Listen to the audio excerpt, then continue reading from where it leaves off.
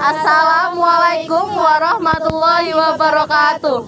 Perkenalkan, nama saya Melinda Isla Saputri, nomor absen 17.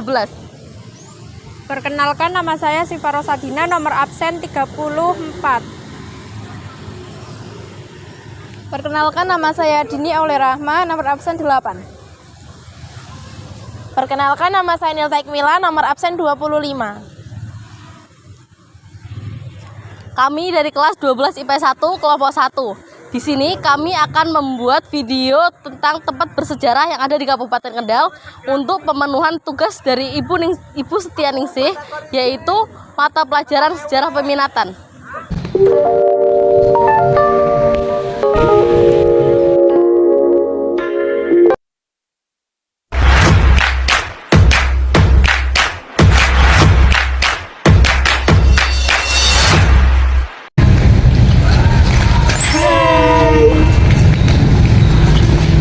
Assalamualaikum warahmatullahi wabarakatuh. Kami dari kelompok 1 kelas 12 IPS 1. Di sini kami diberikan tugas oleh Ibu Setianingsih mata pelajaran sejarah peminatan. Di sini kami diberi tugas untuk ke tempat bersejarah yang ada di daerah kami, yaitu di Kota Kendal. Kami mengunjungi makam Wali Gembyang karena menurut kami itu sangat bersejarah bagi warga Kendal maupun bagi kita. Makam Wali Gembyang ini tidak jauh dari perkotaan dan dekat dengan rumah warga. Makam Wali Gembyang sangat dekat dengan kantor-kantor pusat pemerintahan Kabupaten Kendal, seperti kantor Bupati Kendal, Badan Kepegawaian, Bapeda Kabupaten Kendal, dan kantor-kantor strategis lainnya. Wali Gembyang merupakan salah satu ulama terkenal penyebar agama Islam dan juga pendiri di Kabupaten Kendal. Oleh karena itu, Wali Gembyang termasuk sosok yang dituakan di kabupaten ini. Sebelum mensiarkan agama Islam di Kendal, rupanya Wali Gembyang telah terlebih dahulu mensiarkan Islam di negara Cina. Cukup lama beliau hidup di Cina. Di sana beliau dipanggil dengan nama Han Bian. Padahal nama asli Wali Gembyang adalah Hamzah. Dari nama aslinya bisa disimpulkan bahwa beliau berasal dari negara Arab, yakni Hamzah. Sedangkan Gembyang merupakan nama panggilan yang semula Han Bian. Kemudian beliau masuk ke Jawa dan sempat melakukan pertemuan dengan Sunan Kalijogo di Demak. Setelah itu beliau diutus untuk menuju Kendal dan mengembangkan ajarannya. Sesampainya di Kendal, Wali Gembyang benar-benar berjuang dan membantu mengembangkan Kabupaten Kendal dalam segala bidang. Ziarah ke makam wali-wali Allah dalam rangka tawasul agar seorang penziarah lebih meningkatkan takwa dan doa-doanya tersampaikan ke Allah Subhanahu wa Ta'ala. Sekitar tahun 1628 Masehi, dalam perjuangan serta syiarnya, Wali Gembyang memiliki ribuan santri yang ikut dalam ajaran Torekot Satariyah. Semasa hidupnya, Wali Gembyang dikenal dengan sifatnya yang ramah, sederhana, dan sopan. Namun, di balik itu semua, beliau memiliki suatu kelinuwihan yang sungguh luar biasa. Beliau dikenal dengan kesaktiannya saat berucap sumpah dalam beradu kebenaran, karena apa yang diucapkan oleh Wali Gembyang atau ucapan orang lain yang beradu kebenaran, maka hal itulah yang bakal benar-benar terjadi. Dalam bahasa Jawa sering disebut dengan mandi ucape, sebab dahulu pernah ada kejadian yang benar-benar membuat kaget. Kejadiannya itu, ada sepasang suami istri yang sedang bertengkar datang ke makam Wali Gembyang. Sempat saya dengar mereka melakukan sumpah jika salah satu dari mereka akan menerima akibatnya jika berkata tidak benar. Tidak jauh melangkah dari makam, sang suami langsung jatuh pingsan kemudian dibawa ke rumah juru kunci. Sejak itulah setiap peziarah yang baru sekali datang ke makam Wali Gembyang akan diberitahu agar tidak berbicara kotor dan mengucapkan sumpah di area makam. Karena kekeramatannya inilah kemudian banyak peziarah yang berdatangan baik itu dari Kendal maupun dari luar kota Kendal. Bahkan tidak jarang ada yang menginap hingga berhari-hari dengan alasan ingin mencari karomah dari Mbah Gembyang. Juru kunci makam Wali Gembyang pernah berkata, "Saya sering mengingatkan peziarah jangan meminta kepada Mbah Gembyang, mintalah kepada Allah karena kita yang masih hidup tidak bisa meminta kepada orang yang sudah meninggal, karena orang yang meninggal hanya bisa menerima doa kita yang masih hidup."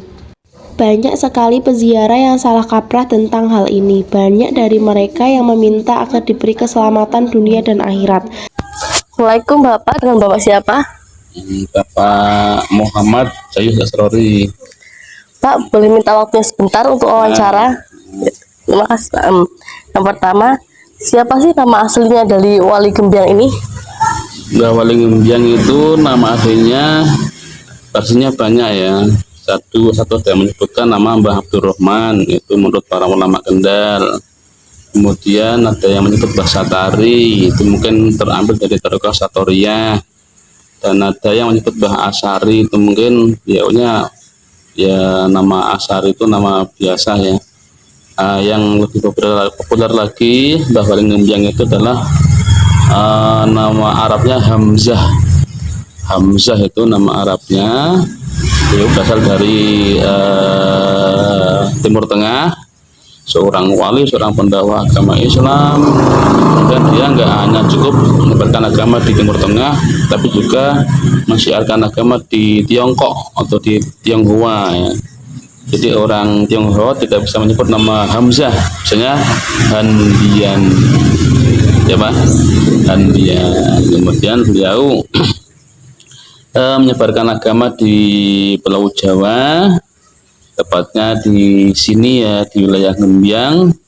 Maka orang sini tidak bisa menyebut nama Hanbian, misalnya Gembyang ya, ketimbang Wali Gembyang itu. Jadi versinya banyak sekali. Terus mereka yang memanggil nama lain silahkan, tapi yang jelas Mbah Gembyang adalah populer, nama Mbah Wali Gembyang yang terpopuler ya. Apalagi Terus dakwah Mbah Gembyang ini sendiri dimulai sejak tahun apa, Pak? Pada masa apa? ya, Mbah Wali Gembyang itu dakwah agama itu sejak Wali Songo ya. Wali Songo sudah lama sekali. Mungkin beliau saat itu bergabung dengan para Wali Songo, namun beliau ditugaskan di wilayah Kendal. Mungkin di sini masih minim orang yang tahu tentang agama. Jadi Mbah Wali Gembyang lah yang bersiar di sini sehingga sampai menjadi agama yang dikenal oleh umat. Banyak orang yang alim, banyak orang yang tahu ilmu agama, itu kan perjuangan Mbah Wali Gembyang itu. Ya, terus ini tempat peziarah ini biasanya itu ramai itu pas hari apa, Pak? Akhir-akhir ini ramai sekali, menjelang puasa ramai full, jadi full pengunjung. Nanti bisa dilihat di video nanti di Instagram saya ada. Itu sore datang rombongan, mungkin malam, mungkin pagi tadi sudah ada rombongan, mungkin siang. Yang paling ramai kalau hari-hari biasa itu Jumat Kliwon itu ramai full. Itu pun kalau terang kami, kalau hujan ya mungkin nggak begitu full.